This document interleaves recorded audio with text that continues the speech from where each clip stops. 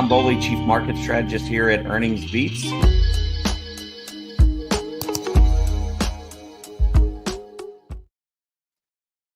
Hey, good morning, everybody, and welcome to this Wednesday, January 31st, 2024 edition of Trading Places Live at EarningsBeats.com. I'm Tom Boley, Chief Market Strategist here at EarningsBeats, and I'll be your host for the next 30 minutes or so as we prepare for the trading day ahead and for the last trading day of January. If you're familiar with the January effect, it is kind of a system strategy. I don't know what you want to call it, but it takes a look at the performance of the S&P 500 during the month of January. And then it takes all the performances, all the January performances dating back to 1950, at least in my case, the way I do the calculation.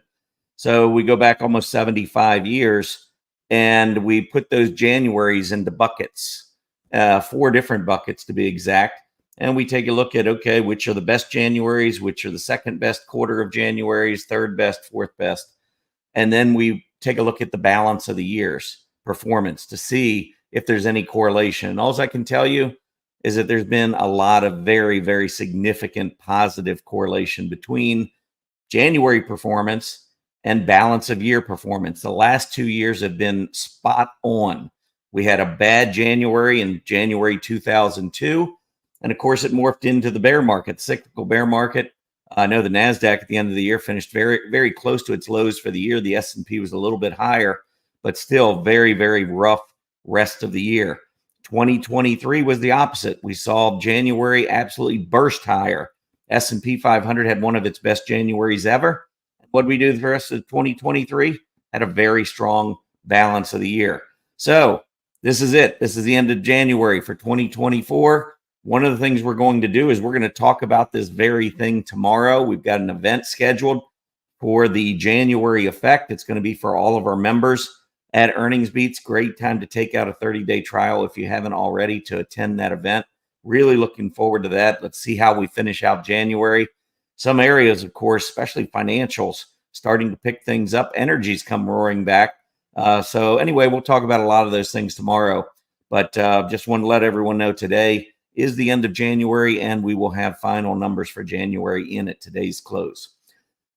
Futures overall today, mixed. We got the Dow Jones up a little bit. Let me give you those numbers real quick. The DIA, which tracks the Dow Jones, is up 0.15%, so just slightly. The Spider, which of course tracks the S&P 500, down 0.5%. The QQQ, tracking the NASDAQ 100, down 1.1% this morning. And then the IWM, the small cap, down a smaller amount, down just a little bit less than 0.25%. So we got the Dow moving up, the rest of the indices moving down. A lot of earnings out yesterday, and especially some of those big companies. We'll talk about those later, but doesn't look like we're going to get off to a very good start today, especially in some areas of technology. And even a couple of industrials, financials, but overall the recent action has been pretty strong. The market's been resilient. We'll see how much resiliency it has today with names like Google down pretty hard this morning. But again, we'll take a look at some of those individual names in just a little bit. Let's go ahead and take a look at the recap from yesterday. So looking at the Dow Jones Industrial Average finishing up 134 points. That was a little more than 1/3 of 1%. S&P 500 fell almost 3 points. Very minor in terms of percentages, less than 1/10 of 1%. The NASDAQ 100 down 119 points, which was about 2/3 of 1%. Mid caps, though, down only 0.2 of 1%. Small cap Russell 2000, the IWM that tracks it, down 8.5 of 1%. So we did get a little bit more weakness on the small caps yesterday. Transport's down a full percentage point yesterday as well, holding on to its 20-day moving average. Moving on to the sectors. Financials, the leading sector yesterday. We've been seeing a lot of this lately. Banks have been perking up. Some other areas in finance, like specialty finance, been doing really well. Anyhow, XLF gaining about 1.25% yesterday. Energy adding to its recent gains, jumping a little more than 1%. And consumer staples, welcoming staples into the top of the leaderboard, That group gained more than 0.5% yesterday. On to the industry groups, steel in the materials area gaining almost 5%, 4.7%. Big day there. Nice breakout on steel, as you can see right here. We did go down almost to the center line on the PPO, starting to turn back up. So we're getting that bullish momentum to start kicking in again as we get a breakout there. The food retail group jumped, breaking out to a new high. Haven't heard a whole lot from any of these consumer staples names, but quietly under the surface, these stocks have been going up. These various industry groups have been going up. They just haven't been going up as much as the S&P 500. So we don't hear a whole lot about them. I don't talk a lot about them, but they're still going up. We're seeing wide participation in this bull market advance. And this is clear-cut proof right here. This is a group, again, not leading on a relative basis, but still breaking out on an absolute basis. That's what we saw yesterday. Got some leadership there. If we do see continued weakness in areas like technology because of reports like Google, Microsoft, and so forth, we could see that money rotate. And that's what I've been calling for as part of my 2024 outlook, is I think we're going to see a lot more rotation into value-oriented areas from time to time throughout the year. And I think this was kind of an indication of what we might expect in 2024 at various times throughout the year. Banks also doing extremely well, breaking out again, finishing at 507. If you go back the last year and a half or so, maybe even almost 2 years, you'll see that the banks have not had a move through. I think the high is right around 512 or 513. We're at 507.67. We cleared the high. This is the highest level we've seen since that March weakness back at the beginning, earlier in 2023. So this is already a pretty nice breakout that we're seeing. But just watch that 512 level, because if we can get through 512, 513, I think the banks have a lot further to go here in this current run. So that'll be a level to keep an eye on there. Look at the AD line. Do you see any AD line on here any stronger than the banks right now?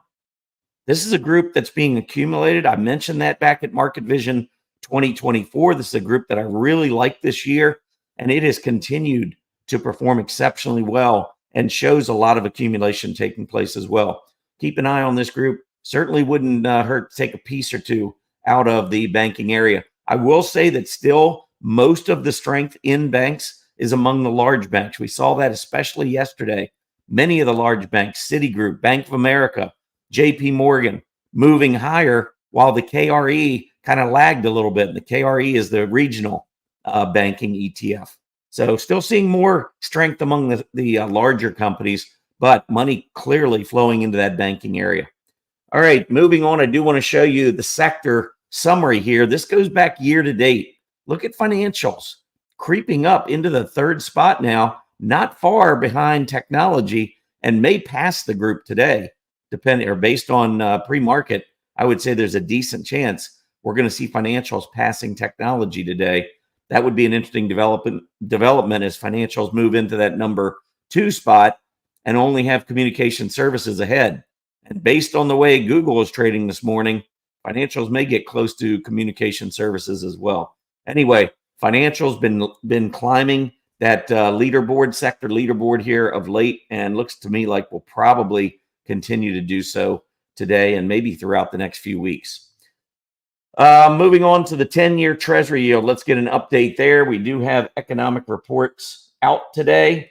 The big one, the ADP report, out for the month of January. Jobs came in positive, but less than expected. And that's kind of what I'm looking for. And you can see the reaction in the 10-year Treasury yield today, down almost 5 basis points, back down to 4.01%.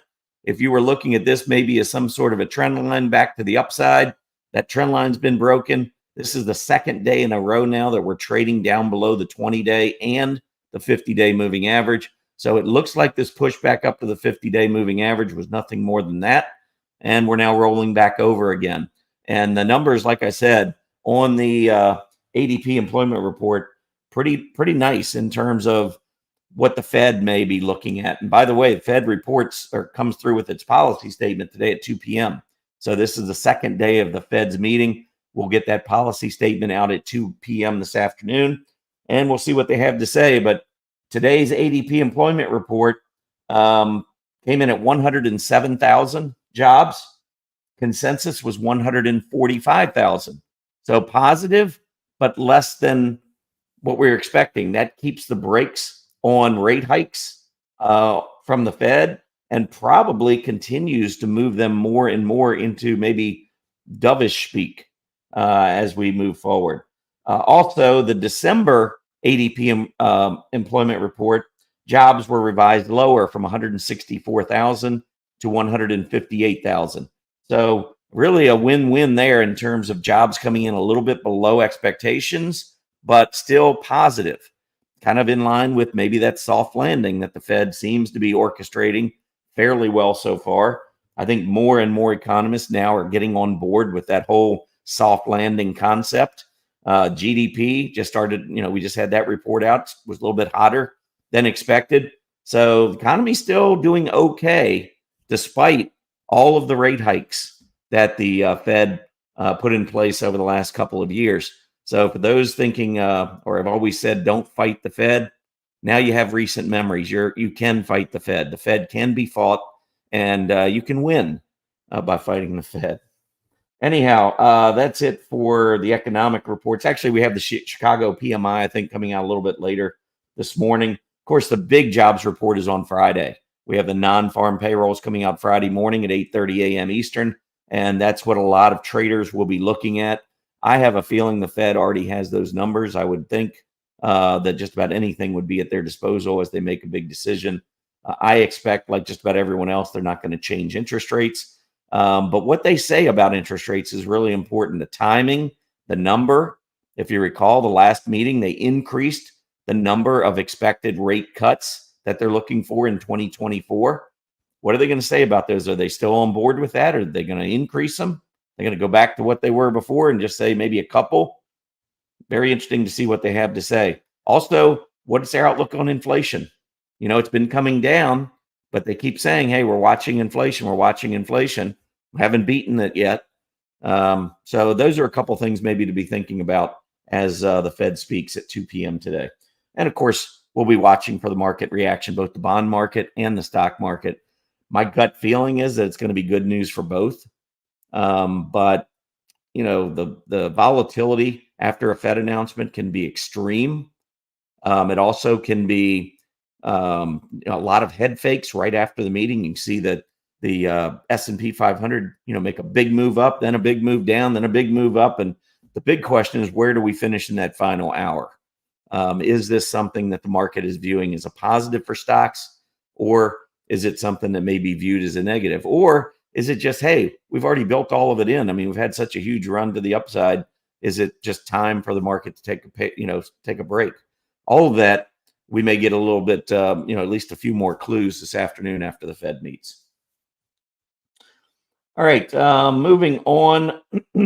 Let's take a look at the S&P 500, where we finished yesterday. We were down almost 3 points, so no new closing all-time high, but we did have a new high intraday as we got up to 49.3109.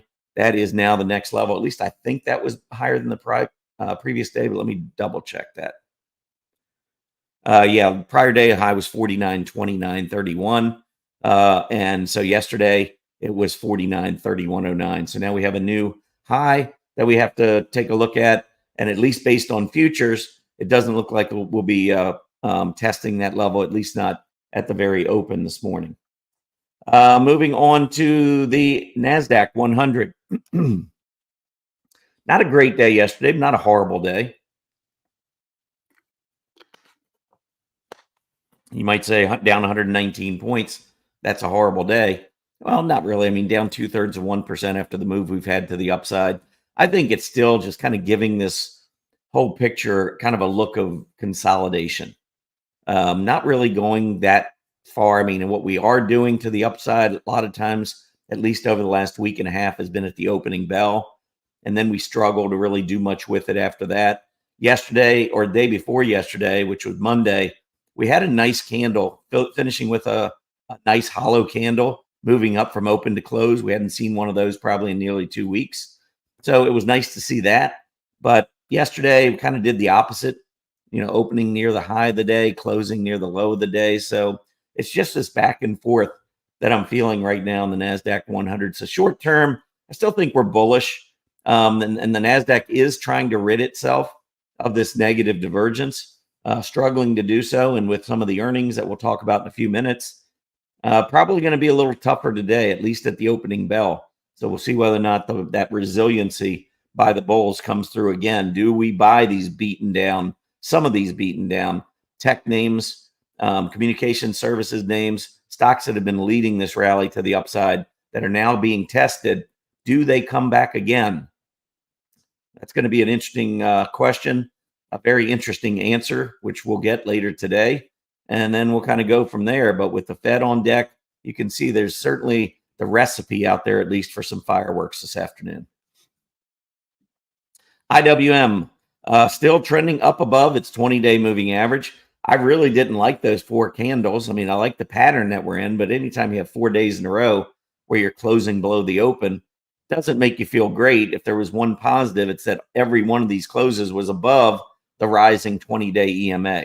So anytime you're trading above the 20-day EMA and the 20-day EMA is above the 50-day EMA, that's a pretty nice bullish setup. And until something changes in that setup, you got to at least be thinking bullish thoughts. So we did bounce off of it nicely on Tuesday. Yesterday, we ended up giving back, like I said, between 8 and 0.9%, but still holding above that rising 20-day moving average. Looking at a little bit more weakness here as we open for trading this morning, at least as we looked at it 5 or 10 minutes ago. We'll look at it again at the end of the show, see where we stand. Transports, not a great day yesterday. We did fall back below the 20-day intraday, but we came back up and held it into the close, which was good. So transport's trying to hang on to its 20-day moving average, which currently is at 15,714. We finished yesterday at 15,776. So a little bit of room to the downside. If we do fail to hold it, right now what we're looking at is this high right here being the high in the current trading range, this being the low. Anytime I see price action move back up above the 20 and the 50, I start thinking, okay, perhaps this is the next leg of the uptrend. But if you keep coming back down and failing to hold the moving averages, then it begins to look more like consolidation and basing.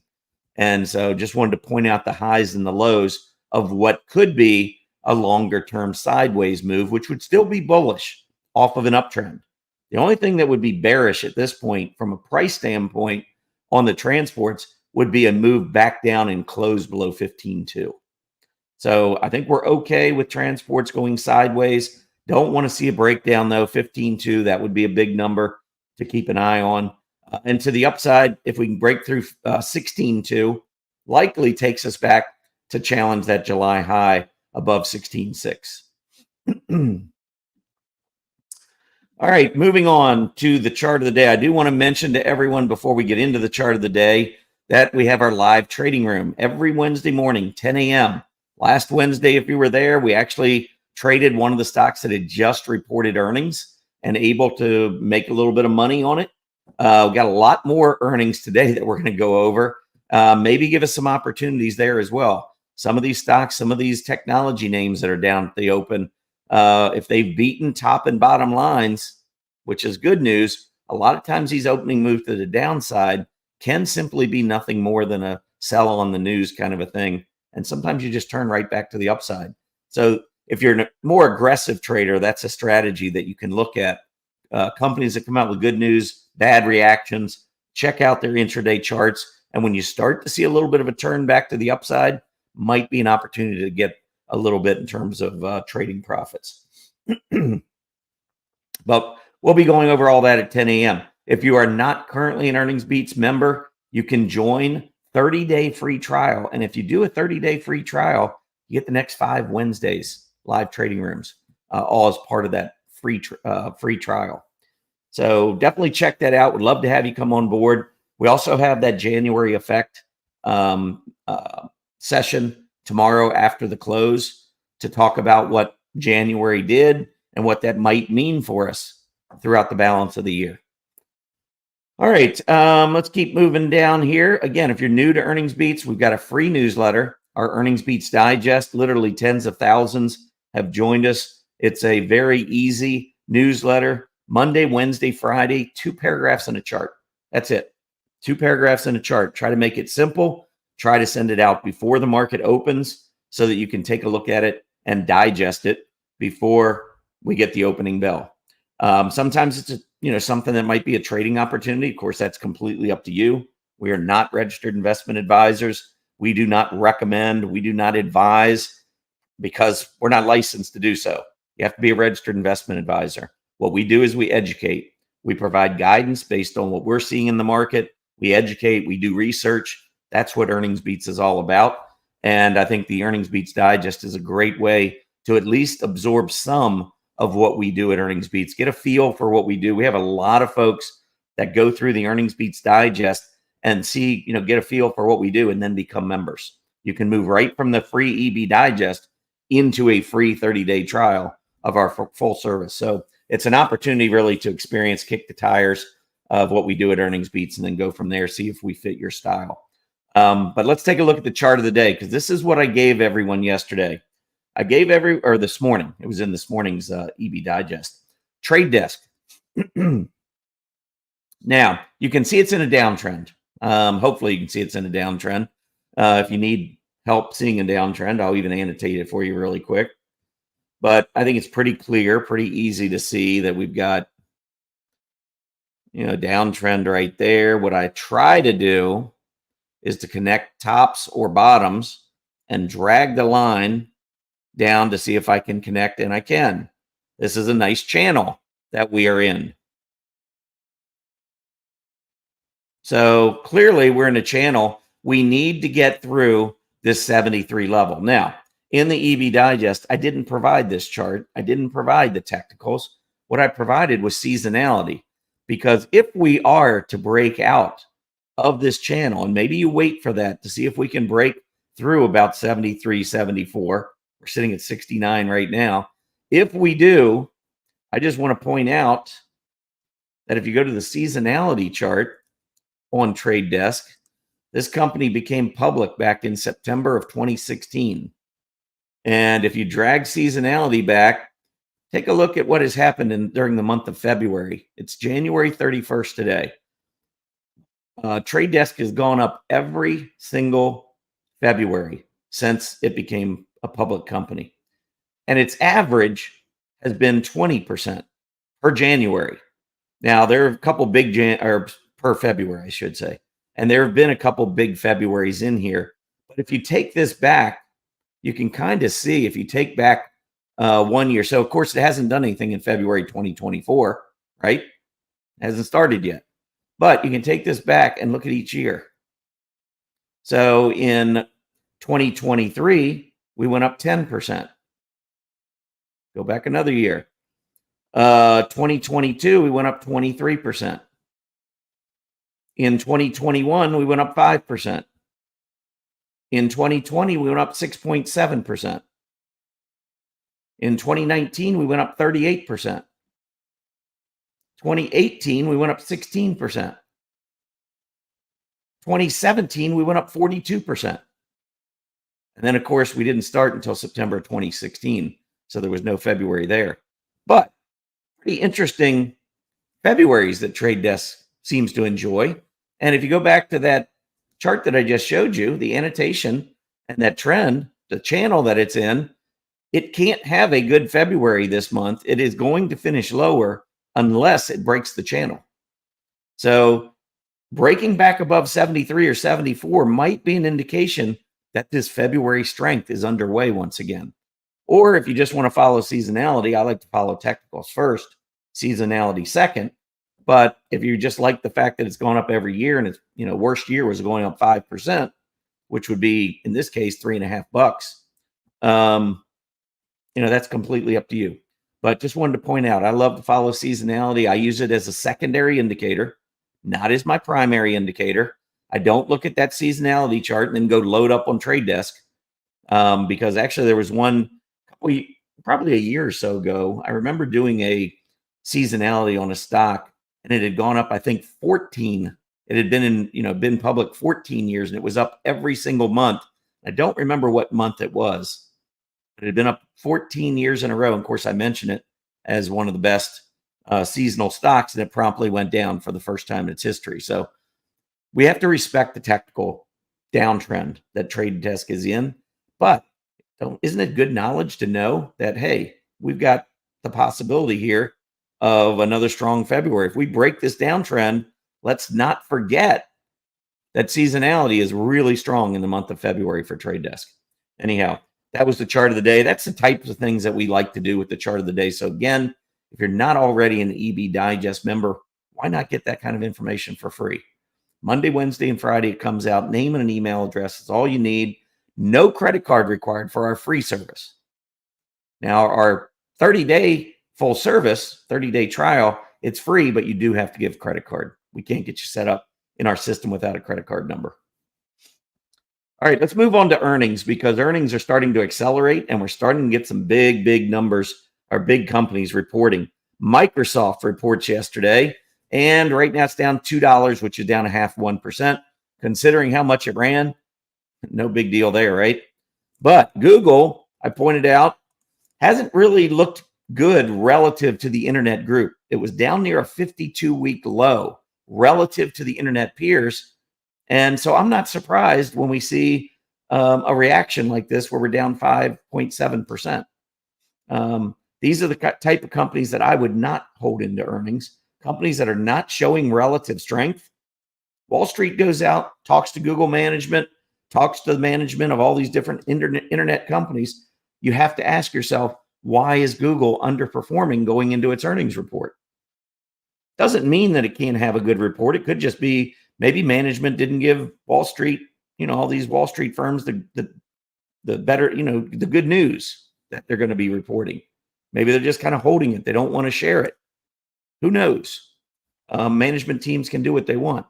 But anytime I see a company near a 52-week low relative to its peers, I mean, that's the reason that Google has been going up. It's not Google leading the internet group.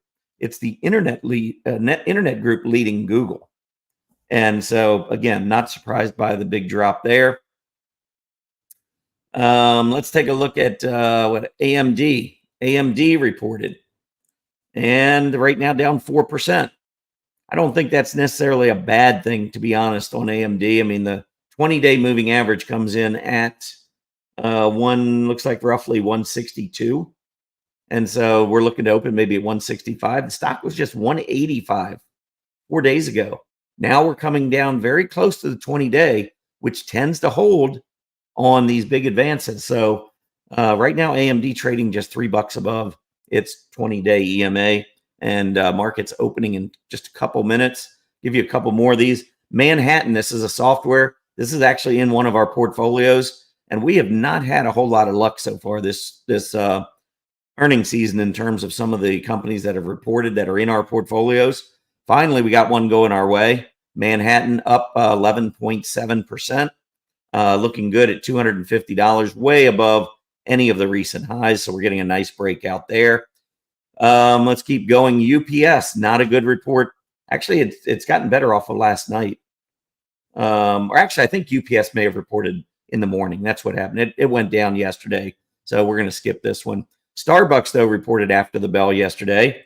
And you can see Starbucks up above $98 from down 94. That's going to take it up somewhere around its 50-day moving average.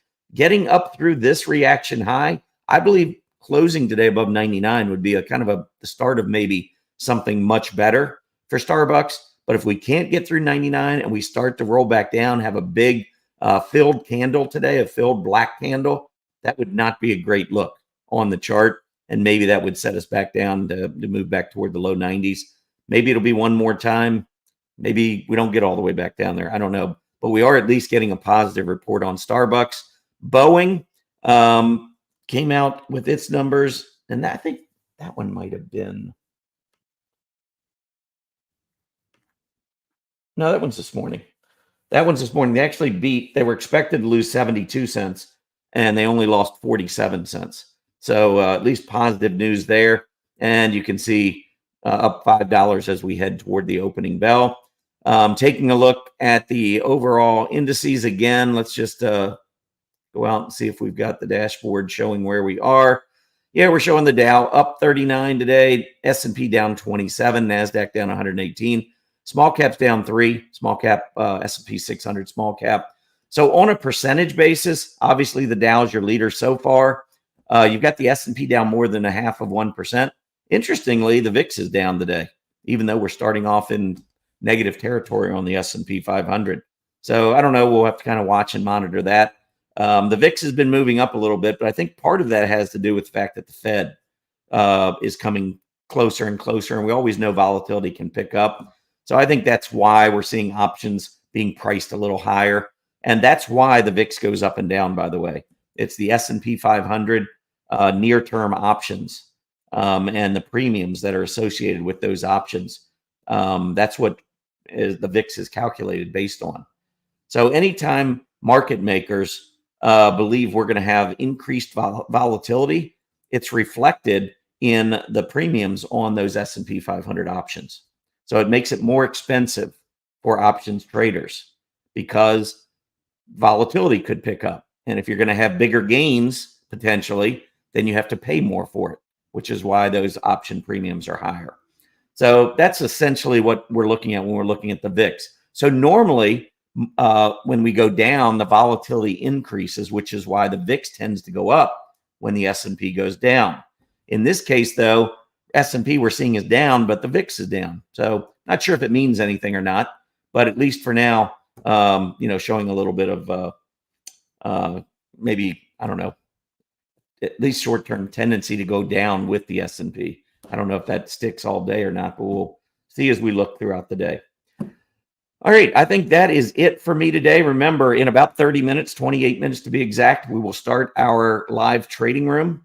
Again, go in and try us 30-day free trial. And we send out an email at the end of your 30-day trial warning you that you're going to get charged. We don't want you to be a paying member unless you want to be a paying member. So check it out. You got 30 days. That's 5 live trading rooms. Lots of other webinars. We'll be doing lots of webinars next month. We've got another portfolio draft coming up for our model, aggressive, and income portfolios. That's all open to our members, seeing the stocks that we like, kind of like that Manhattan, MANH. That's one of our portfolio stocks that's getting a lift today with earnings. That's one of our bigger events of each quarter. That'll be part of your 30-day trial. Got a lot to look forward to. Of course, the guidance that we've been providing really for the last 5 years throughout all of these cyclical bear markets, pandemic, then massive bull markets. All of this, I think we've done a great job of kind of helping to lead our members and showing some of the things that we think are going to take place, which quite honestly have taken place. So next 30 days or so are on us. Everybody have a great day. Hopefully see you in 27 minutes. Happy trading, everybody.